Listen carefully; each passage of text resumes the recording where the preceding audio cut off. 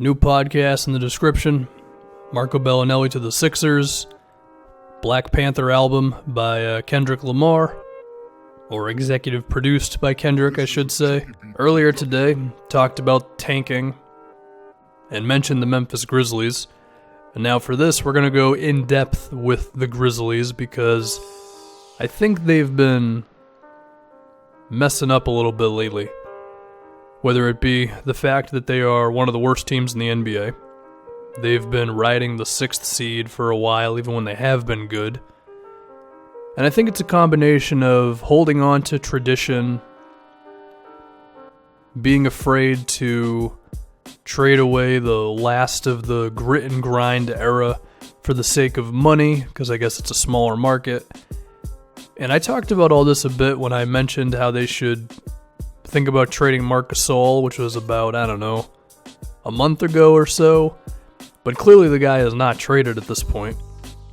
But I think the fact they also did not trade Tyreke Evans, I think it says some things about this Grizzlies organization and where they're going in terms of the future, so let's talk about it. First things first, given Marc Gasol's age, which is 32, 33 years old right now? He's 33, okay? He's been 33 for about a month at this point.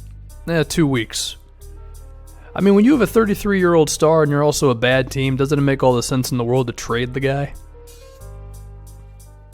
And I think you would definitely get something of value back for him. As far as what it is, I don't know, because the talks never seem to get that serious. But the other problem is, because of his age, you don't have too much more time to really trade the dude. I think you could manage to move him around like draft night for some draft picks, young players and the like, to a team that is probably like right on the fringes of being something in terms of like, are they already a pretty good team and they want to elevate themselves to maybe just under elite level in the NBA? I know there was at least some rumors of the Toronto Raptors and a Marc Gasol thing. I think a team like that. Now, maybe not them specifically because they don't really have a young star. They have young, good players, but no star. And also, they don't have an excess of draft picks. That sort of a thing was probably out there for you. Maybe even the Cavaliers would have entertained the idea of trading the Brooklyn pick for Marc Gasol. I wouldn't, but who knows? At least open yourself up to that possibility, right? But they just apparently shot down any sense of a Marc Gasol trade and offers from other teams. And I think you can make the argument that they probably should have entertained the idea, because the thing with Gasol, just look at this team in general. Like, what avenue do they have to get better here? If you look at some of their young dudes, I like Dylan Brooks. I think he could put some points up in the NBA, but if you're asking him to be like a creator and all that, he's an older rookie at 22 years old, so he's probably not too far away from his actual ceiling right now. And then between Andrew Harrison, Jarrell Martin, Wayne Selden, Mike Henry, Kobe Simmons, Devontae Davis, Ivan Rabb, Vince Hunter, are any of these guys going to develop into starters in the NBA? Harrison, it seems like his jumper is slowly getting there. He's improved from last season in both his free throw shooting and his three-point percentage. And I think his size as a point guard is intriguing. But still, we're 23 years old now, and the guy hasn't shown to me that he can really be more than a solid rotation player, which is still cool, but given the situation here, you need more than just guys like that. Of course, the Chandler Parsons contract is a disaster. They've taken a chance on Ben McLemore this season. He's actually gotten worse, you could say. His life as an outside shooter pretty much has died down this season. I don't think you're really holding on to much of anything by keeping Marc Gasol at this point. However, there's a flip side to this.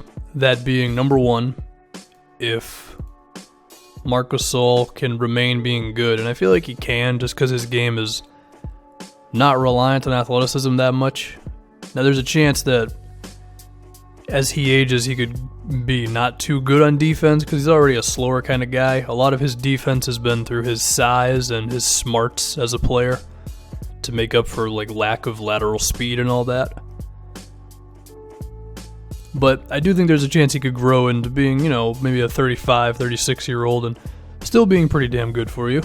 Mike Conley is, of course, very good. I mean, he barely played this year at only 12 games. But, his last season, he was putting up 20 points a game last year while still maintaining his playmaking, and his efficiency was actually better on the higher usage rate last year. So I think Mike Conley, when he comes back, he pretty much has to be the best player on the team at that point. Just because Gasol, even this year, I think Gasol's defense has been a little bit worse, and his three-pointer has fallen off a bit. So, if Conley's your number one dude, Gasol is your number two, and then through JaMychal Green, who's a solid enough role player, and then the high draft pick that you're going to get in this upcoming season, maybe you could get someone who could be an impact player right now.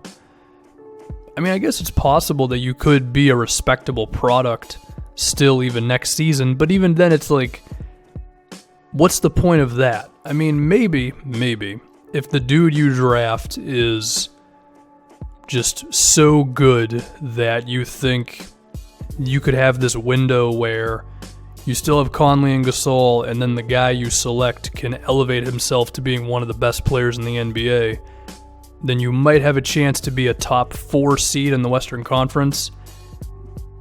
That's possible, but it's like, how long are you going to be really holding on to that? Gasol's 33. Let's just do the math here. Let's say they end up with Michael Porter Jr., okay?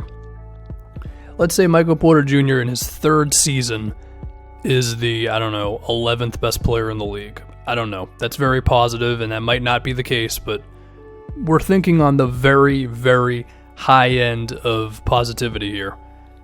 Gasol would be 36. Is 36 too old? Conley would be 33.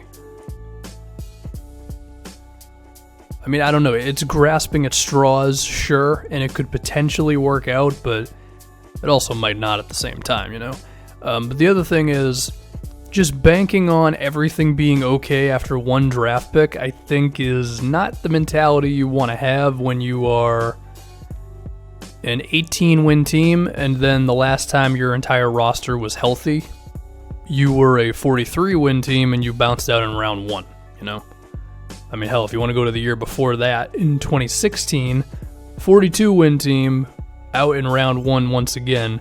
Now, I understand this team has had some health issues over the years, but even then, what really is the ceiling of these guys? If Conley and Gasol both play 75 games, I don't think it's much higher than about 45, 46 wins, It's kind of similar to when I say, don't put all of your eggs into the basket of free agency. I would not put all of my eggs into the basket of the draft to just make this team respectable while also banking on the future at the same time. So if you traded Marc Gasol and you got some picks, then I think that would be a better option. The other thing we need to talk about, and I did mention this as well in the Marc Gasol video a while back, is that they have a draft pick going to the Celtics at some point. So the Grizzlies have their own pick this year. But then in 2019, their draft pick is top 8 protected. So let's say they did what I said earlier, where they select, again, Michael Porter Jr. He actually helps them win somewhat. Conley and Gasol are healthy, and they squeak into like the 7th seed in the West. So they get, the 16th pick or something. Well, now you don't get your pick, and you're a mid-tier team in the NBA. It's not really an ideal situation, And then you're sitting on a 34-year-old Marc Gasol. So I think it's a very valid reason to believe they should have traded Marc Gasol for stuff. Now, maybe they still want to move him, but they still want to sell all the tickets they can sell for the rest of this season. They're already 25th in attendance. And then they'll move him at the NBA draft, and then they would hope that the guy they select can bring a lot of excitement to the team, and then that guy could sell you tickets, that guy and Mike Conley. I mean, it's an idea, but I have to assume you got some good offers at the deadline, or you would have if you didn't shoot everybody down.